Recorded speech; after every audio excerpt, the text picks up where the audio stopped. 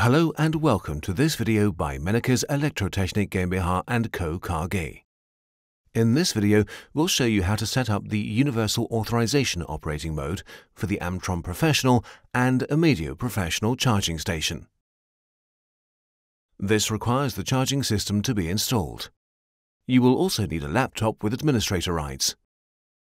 The professional charging systems are not equipped with Wi-Fi, so you will also need a USB or Ethernet cable in addition to the laptop. The Universal Authorization operating mode can prevent the charging process from being started unintentionally, but it does not check for authorization. Charging begins as soon as the user holds an RFID card in front of the RFID symbol on the charging system. The vehicle is connected to the charging system and switches to status C or ready to charge. Warning: RFID cards can be purchased in various formats. The charging system can only authorize the charging session if an RFID card is used that can be read by the installed reader. Please use only the enclosed MENNEKES RFID cards or the ones available as accessories. If using other RFID cards, please refer to the information in the operating and installation instructions. The charging process can be terminated via the connected vehicle or by holding the RFID card up to the charging system again.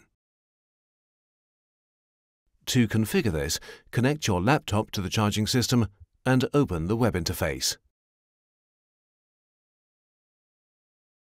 Now click on the Backend menu tab. A backend connection is not required for the Universal Authorization operating mode, so the connection type parameter needs to be set to No Backend. Save this setting by clicking the Save button. In the Authorization menu tab, set the free charging parameter to Off. Set the parameter that now appears. If in doubt, allow charging to On. Finally, scroll to the Enable Local Whitelist parameter and set it to Off. Save this setting as well by clicking the Save button. To activate the newly set operating mode, the charging system needs to be restarted.